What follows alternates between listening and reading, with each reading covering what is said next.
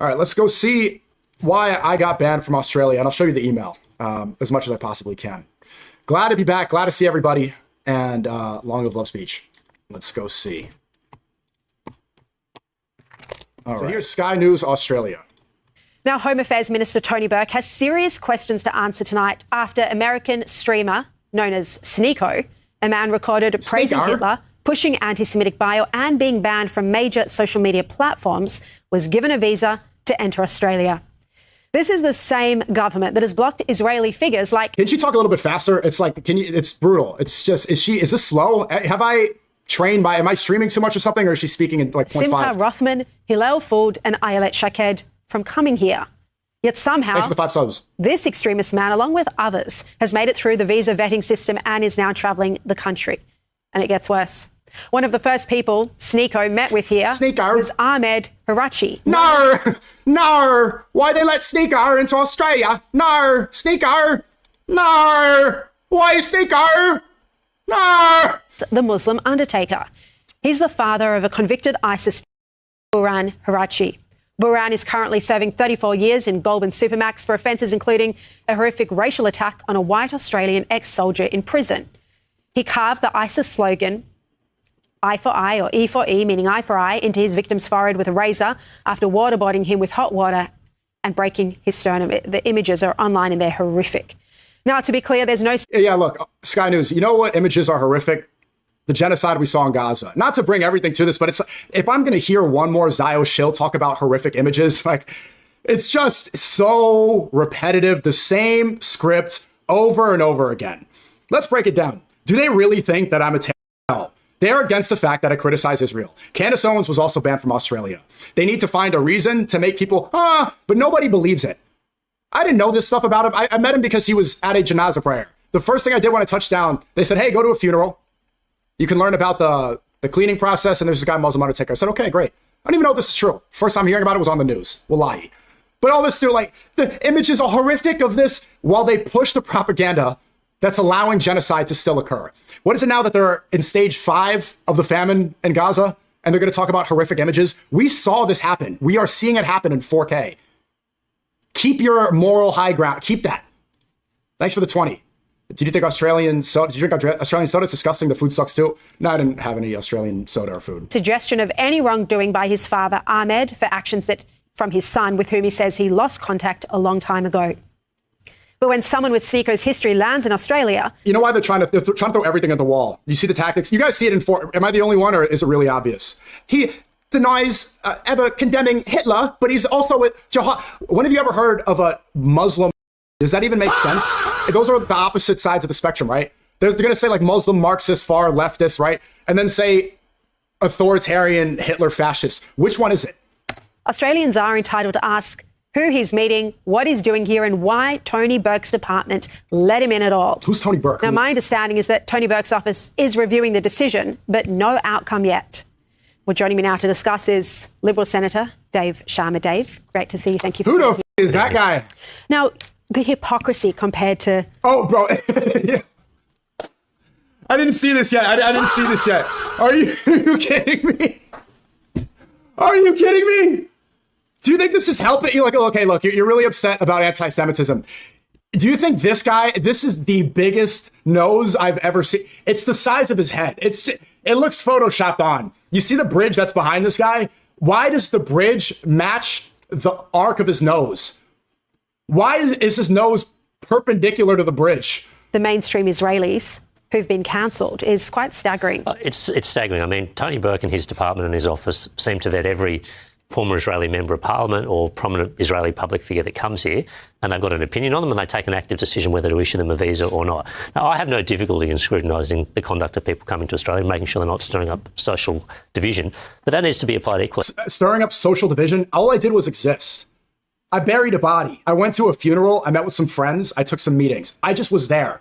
Talking about stirring social division, you are on the news saying Hitler, Muslim, not ISIS. That is stirring social division. I was just there. I saw a koala and a kangaroo at the zoo. No, sneaker! You are doing exactly what you're saying I'm doing. How can someone like SNEAKO, who's been banned from YouTube, I mean, YouTube has said you can no longer operate on our channels and platforms. I'm back. Here's Tony Burke's department giving him a I'm back, stupid. I'm back. I'm on YouTube right now. Say hi to the chat. platform across our entire nation. And he's not the first. I mean, we've had at least 2, by my accounts, radical hate preachers being allowed into Australia by Tony Burke's department, given a visa, whose visas have only been cancelled after a public outcry. That's simply not good enough. Mike Pizzullo was on the show last night, and he said that he thought that the intelligence division within Home Affairs had been dismantled. Do you think this needs to be examined to see whether that's true, or whether the current visa vetting process is just failing? Well, I'm just not sure if I mean, they seem to work if you apply for a visa from Israel, the intelligence division at Home Affairs seems to do its job, right? Why is it not being used to target people coming from other areas with equally or potentially more abominable views? I mean, I think this is a question of priority and direction from the minister.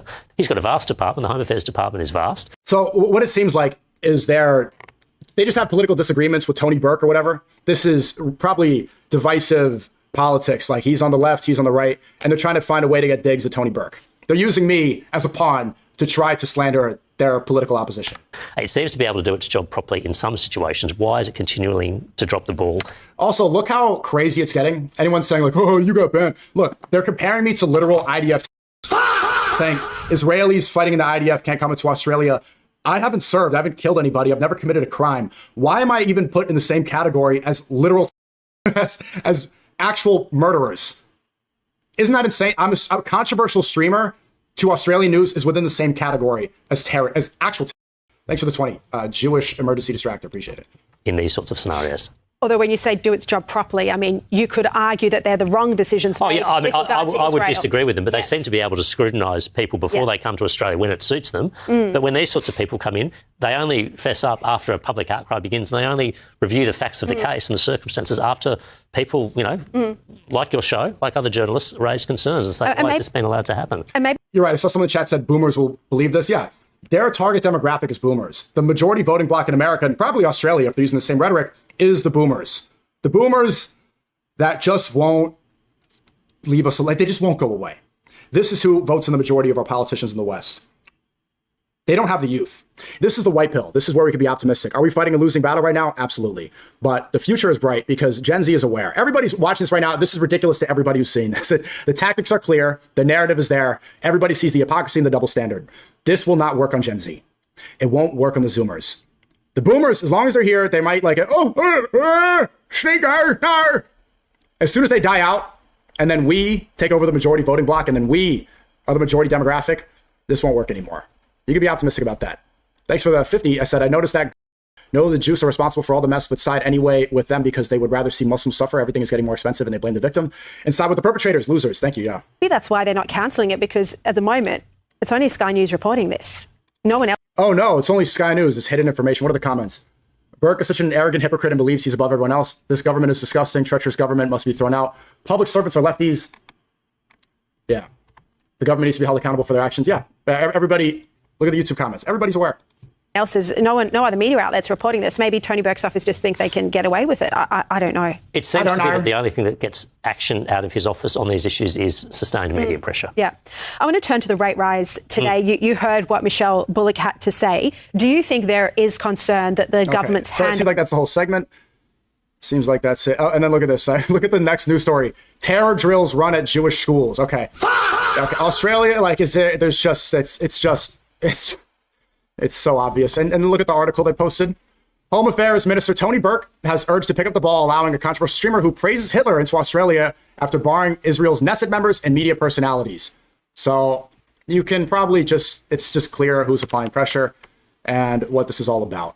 I don't know if you could read the article, but I mean, look at how they're trying to do everything at once. You see, look at the picture they choose. Look at the picture. It's me and Medina Ramadan wearing a kufi. I look good. Nice though, and this is Masjid Nabawi. This is the Prophet's mosque. But they're also saying praises Hitler. So this is, I guess, their new method, praising Hitler. I don't even know if I should, like, am I allowed to do this on YouTube? Can I have this here? I want to go into the email, but okay, YouTube, come on over to Kick. I don't think I could do this on YouTube, to be perfectly honest with you. Let's go show you why they said I'm not fit to join, to be in Australia. You said you're right. It's just run by Zionists. Leaders are just corrupt in general and are literally selling us citizens. They're comparing you to Israel and associating you with ISIS. Yeah, but look at what it does. This puts my life at risk. This is why I said earlier why I have to think about mortality, why I have to think about potential assassination. The rhetoric from the news associating me with Hitler, with ISIS, with horrible, controversial streamer, saying my character's unfit. This puts my life at risk. This inspires people to get outraged. This is why I'm seeing why people's eyes look different. You understand that? I need to be comfortable with the idea of dying because of what they're saying. What do you think people, obviously this is insane to most people, but the objective of saying ISIS, Hitler, all this on me is to drive division and outrage. They want people to be angry. They want people to be violent. They want people to be outraged and scared and fearful. And what do people do when they're fearful?